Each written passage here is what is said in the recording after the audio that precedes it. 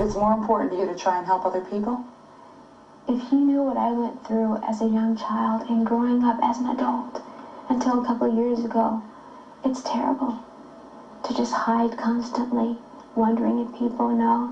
Just a terrible feeling. You have no self-esteem. You feel useless and worthless. However, coming from a well-known family like I did, we were always in the media. And we had to smile and pretend like everything was okay, and that's exactly what we did. Even though it wasn't okay, it was terrible. I know this whole thing has divided your family based on what I just at least heard your parents say. Do you ever have hopes of having the image that everybody held out of the all-American perfect family? Do you ever hope of coming together with your family again after what's happened to you? Well, I don't know about the all-American perfect image, because that could never happen. That's been totally, that's been a facade for years now, that we were never the perfect family. We pretend to be. We knew how to pretend to be, too. We knew how to smile when the cameras were on. And the minute those cameras were off, no one was smiling. Everybody walked away. No one spoke to my father. Everybody was terrified. But yes, I do hope eventually that one day that we can all get together and everything will be fine. Because they're my family. However, I do understand that I do come from a dysfunctional family. And there are things that need to be straightened out. And they need to realize this. And they do. They're very much aware of it. I have siblings who have spoken to me about this, but they want to remain anonymous. And you have to give them that respect. Have you forgiven your father? My father, it's sort of a hard question to answer. When you say, have I forgiven him? I should probably answer you by saying that I blame my mother more than my father, because I think if any man who's sleeping with his daughter and the wife is standing there and she's part of my blood and he's not, and she allows him to do this to her daughter, something's wrong. Something's wrong with the man. How could she stay with him like that? This is her daughter. Leave him, like my sister asked. Leave him, do something, go somewhere. But she chose not to. She chose to stay right there and watch him do that. Why, I don't know. I'm sure there are a lot of reasons. Perhaps she would prefer to see him with the daughters than another lady on the street. I don't know. Okay. Didn't mean to upset you. Oh, it's all right. You okay? All right. Next, we're going to meet a private investigator who went to the Jacksons' hometown of Gary, Indiana. He says he found witnesses to corroborate LaToya's story of sexual abuse. We'll be back.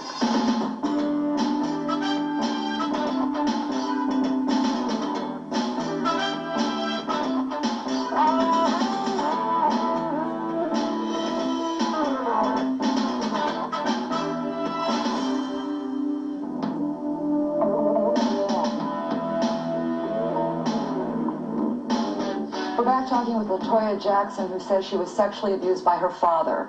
Joining us now is Jim McGilvray. He's a private investigator who went to Gary, Indiana to see if anyone there would corroborate LaToya's allegations. And Jim, before we talk with you, let me ask you, LaToya, did you or your sister Reby tell anybody about the incest? I didn't tell anyone about it. However, Reby did. She had spoken to someone. Actually, she moved out of the house and she moved with the Jehovah's Witness, a very old lady, I recall, during that particular time. And she also confided, I think, in some of her peers at school. Now, Jim, you did travel to Gary. You spent 2.5 days there, it's my understanding. What did you find out when you went there? Well, I spoke with several people and did find out some information. I spoke with somebody who works for the school department and found that she wouldn't speak because she didn't want to hurt her friends. She made promises to her friends. Well, did she know the Jacksons? She knew the Jacksons? Well, she knew the Jacksons, yes, and she knew Reby. She was a friend of Reby's? I don't know if she was a friend or not, but she said that she knew her. And that she wasn't going to talk because she had made promises to friends. And she wasn't going to give any more information. And what else did you find out? Well, I called, I went from there to I spoke with the minister from the Jehovah's Witnesses, the local one that the Jacksons went to. And at first he said that he didn't know the Jacksons at all, that he'd only spoken to them just one time. And he took them to a convention in Chicago.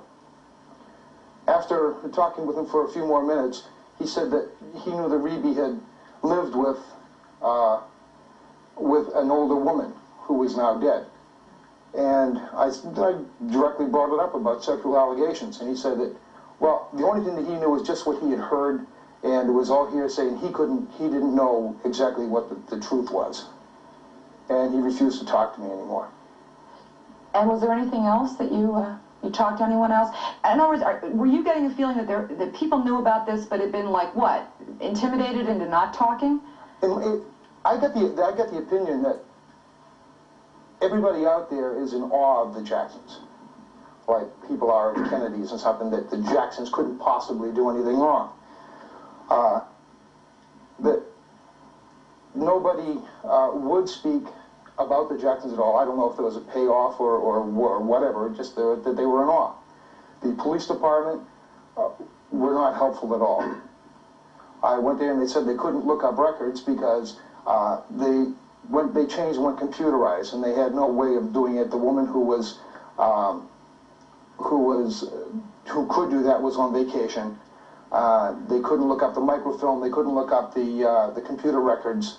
Apparently, only one person knows how to do that in Indiana. All right. Well, so you basically got the runaround. Completely. Let me ask you, Latoya. I mean, this doesn't surprise you what you're hearing. Your family is powerful. People are in awe of them. No, it's not surprising whatsoever.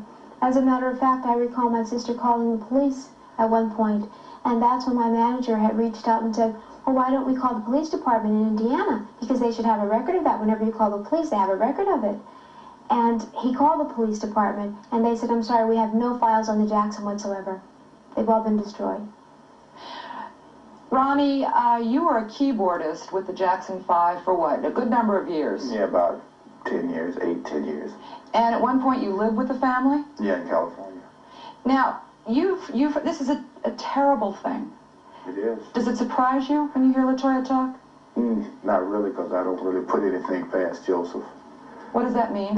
Well, I've seen him on occasions, like, I remember one time in Gary when we were rehearsing, and Mother fixed a nice dinner, and everybody was sitting down commiserating and having fun and talking about going to, I think it's the Apollo Theater, to do a gig there, and it was like 0 outside. And Joseph said, I want some Kool-Aid. He said, Jermaine, go down to the store and give me some Kool-Aid. Jermaine said, man, it's cold outside. And Joseph took an army spoon and bam, hit him across the head, sent him out the door in the cold. So you're saying he was physically abusive to his children? You saw that happen? With an army spoon? You know, a big Stern spoon? Yeah. That aside, how did he treat Latoya, from what you saw? From what I saw, like Latoya said, she tried to stay to herself. Okay, she was real quiet. She was like Mother's shadow. But then whenever a guy would come around to talk to Latoya or take her on a date, Joseph would hit the ceiling. You had to scrape him off. It was like, it was wild. Even one time, I was trying to teach her how to swim. And he went off. It was more like, this is my girl, man. Sounds like a jealous boyfriend like rather a than a jealous father. boyfriend more so than a father. Was he like that when you started to have attention from other men? Was he jealous? Well, he didn't allow me to do anything. I don't recall it being, I don't know if I should phrase it jealousy or not, because you don't see it that way. But I do recall him not wanting me to do anything with anyone. He just basically wanted me to himself. You all had sort of a reclusive life. You didn't have a normal life where you could go out like other people. No, it wasn't normal. Now, why did you wait so long to get out of the house, Latoya? Sometimes it takes a lifetime. I tried to leave several times, actually, and my parents are very good with throwing these guilt trips on you, saying you can't leave the house, you're a Jackson, and somebody's going to follow you, and they're going to kidnap you, and my father, he took my luggage, and he threw it back in the room, and he threw me in the room, and he closed the door and said, you're not going anywhere. And this went on continuously throughout my life when I tried to leave, and now I look back on it, and I say, how silly, why didn't you just get up in the night and just go? But he always said, if you left, I'd find you.